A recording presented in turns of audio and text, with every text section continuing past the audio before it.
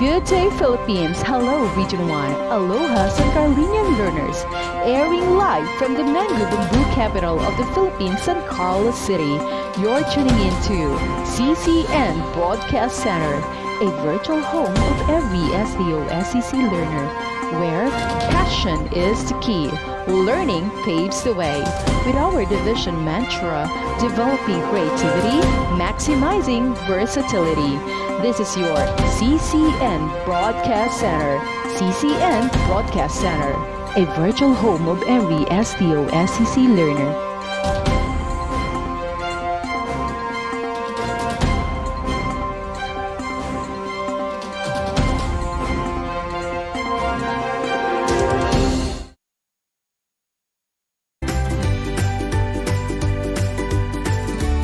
Good afternoon, Grade 4 learners. Welcome to Science 4. I'm teacher Zenaida, and I'm gonna bring you to the wonder world of science. Our lesson for today is about magnetic force, with the most essential learning competency, characterized magnetic force, with a code of S4 FE-3D-E-3.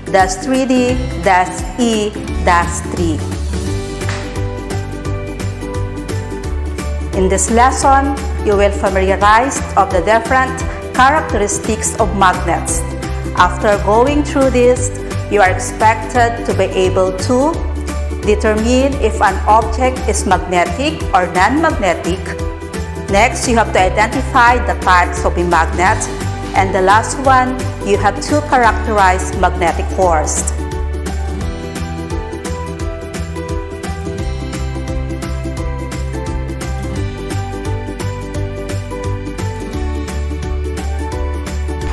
So I will present to you some pictures, and you have to write down in the comment box on what are the ways illustrated on how to change the shape. Ayaw ng clicker.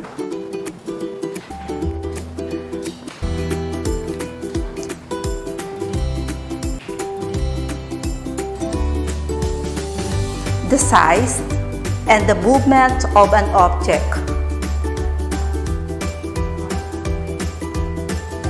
So what can you see about the picture?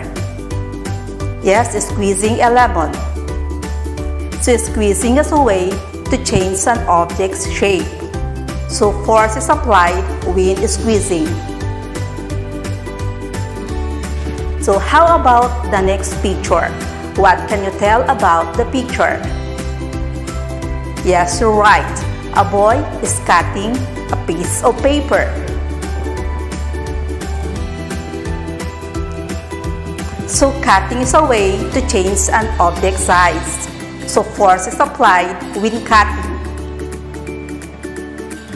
So take a look to this picture. Tell the difference between picture A and picture B. Kids, can you tell the difference? In picture A, there is a boy pushing an empty wheelbarrow. So this will make the movement faster since there is less force exerted on it. In picture B, there is a boy pushing a wheelbarrow full of fruits and vegetables.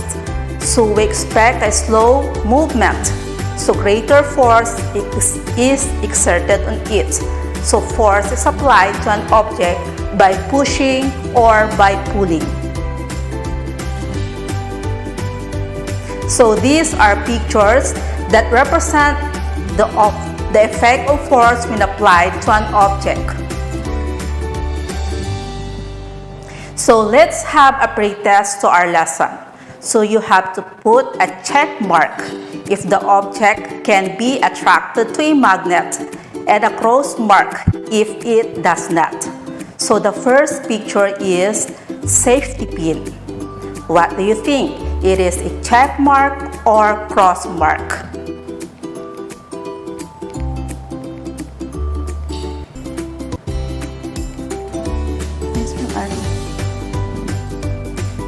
Yes, it is a check mark. Next, we have wooden chair. It is a cross mark because wooden chair is not attracted to magnet. Next, we have paper clips. What do you think? It is a cross mark or check mark? The answer is a check mark. Next, we have steel pin. What do you think? The answer, it is a check mark. Next, we have drinking glass. It is a check mark or cross mark? It is a cross mark because drinking glass is not attracted to magnet. So here are the pictures that will link to our lesson. What can you tell about the pictures? Yes, there are paper clips attracted to magnets. There are push pin and thumbtacks that are attracted to magnets. So I have jumbled letters here. So can you build or form a word from the jumbled letter based on the pictures showed a while ago? Can you try? So I will give you 10 seconds and the timer start now.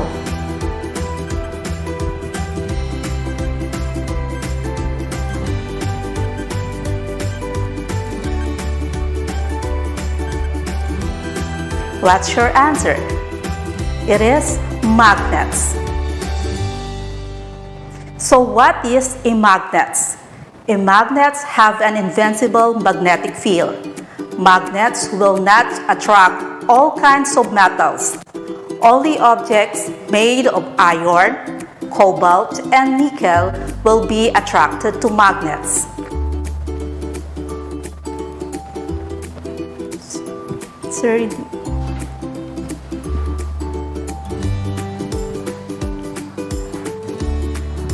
So example of objects that attracted to magnets are metals.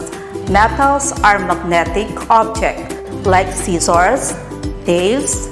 We have also the safety pin, the needle, and the metal spoon.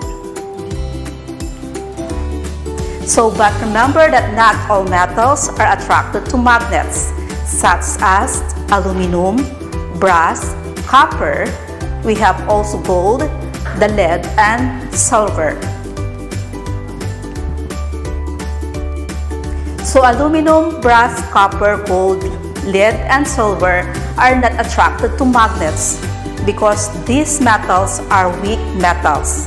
The magnetic field they produce are very weak. So non-metals are objects that are not attracted to magnets.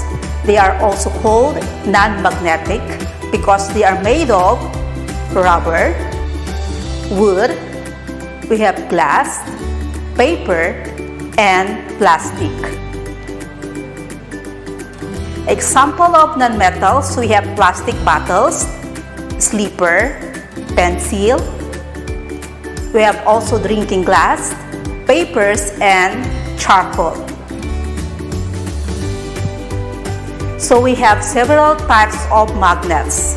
We have ring magnet, we have rectangular magnet, we have horseshoe magnet, and bar magnet. So the ends of the magnets are called poles. One pole is called North Pole, which represents the letter N. The other is South Pole, which represents the letter S. A magnet has always both North Pole and South Pole, though you break it. So when we cut a magnet into two parts, two new magnets are formed, each with a North Pole and a South Pole, which is magnetic dipole.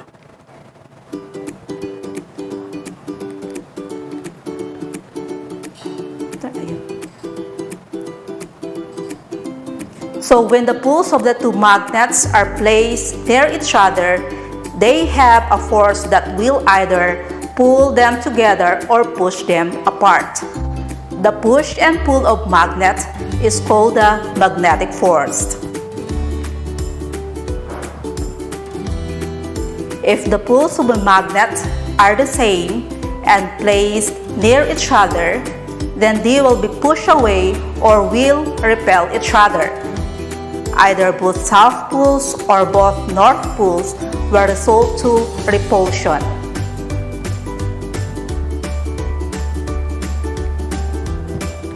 If the poles of a magnet are different and placed near each other, then they will be pulled together or will attract each other.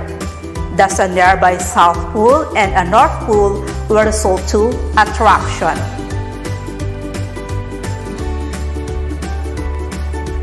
So the following illustrations shows the north and south poles of magnets attracting metallic objects.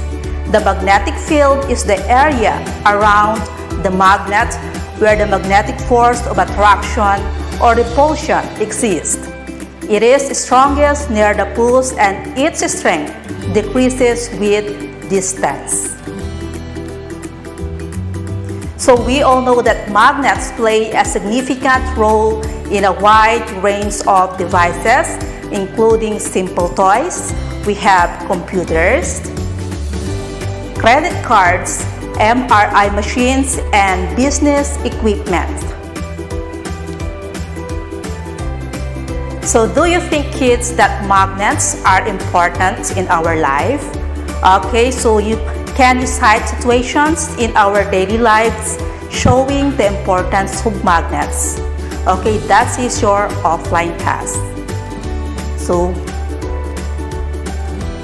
let's do the activity. Okay, in the comment box, you have to write whether the following objects are magnetic or non-magnetic. Okay, let us try this one. We have the thumbtacks. What do you think? It is magnetic or non-magnetic? The answer is magnetic, because thumbtacks are magnetic objects. Next, socks. What do you think is the answer? If your answer is non-magnetic, you are correct. Next, we have wood. What's the answer? It is non-magnetic. You're right.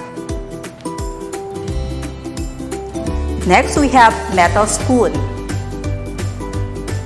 Will you try?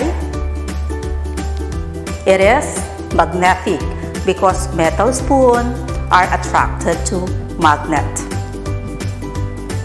The last one, we have the coins. What is the answer?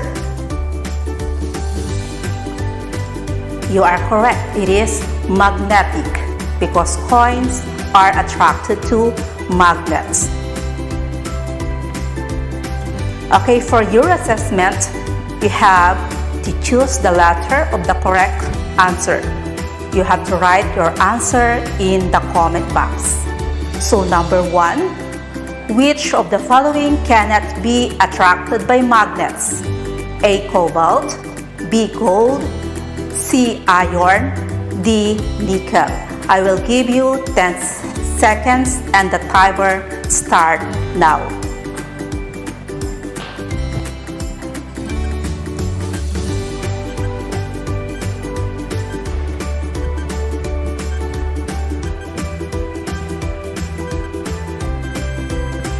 What's your answer? So the answer is letter B, gold. Next, which of the following can be attracted by magnets? A. Nickel coin, B. Copper wire, C. Gold bar, D. Aluminum pole. What's your answer?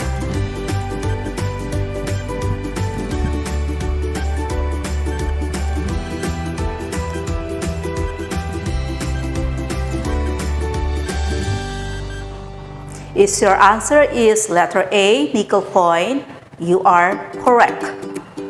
Next, number 3, it is a magnet that is shaped like the letter U? A. Ring magnet. B. Bar magnet. C. Rectangular magnet. D. Horseshoe magnet. Timer start now.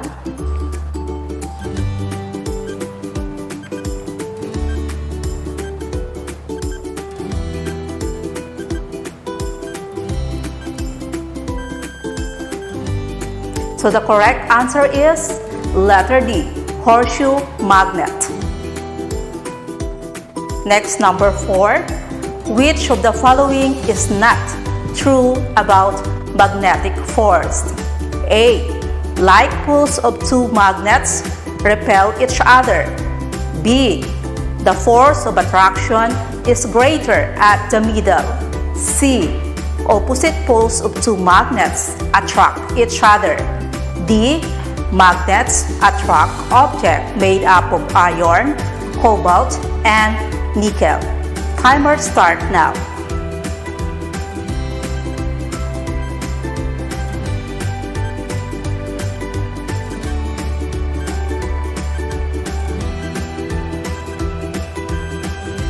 So the correct answer is letter B. The force of attraction is greater at the middle. That is not true about magnetic force. Next, the last one. Which of the following pairs refer to magnetic poles? A. East and west. B. North and south. C. North and west. D. East and south. What do you think is the answer? Timer start now.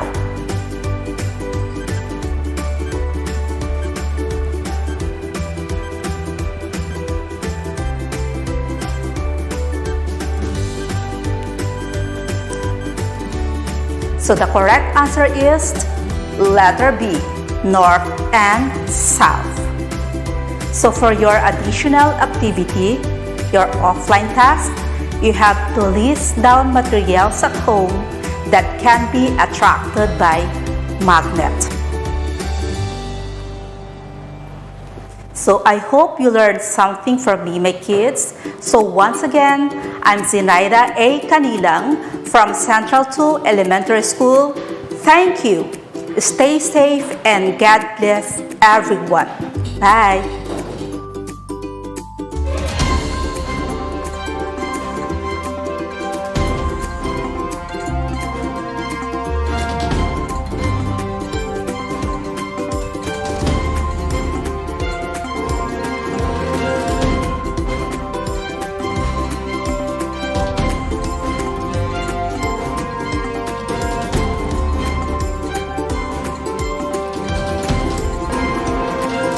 Good day, Philippines. Hello, Region 1.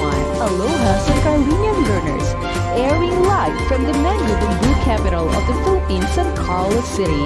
You're tuning in to CCN Broadcast Center, a virtual home of every SDO-SEC learner, where passion is the key. Learning paves the way. With our division mantra, developing creativity, maximizing versatility. This is your CCN Broadcast Center.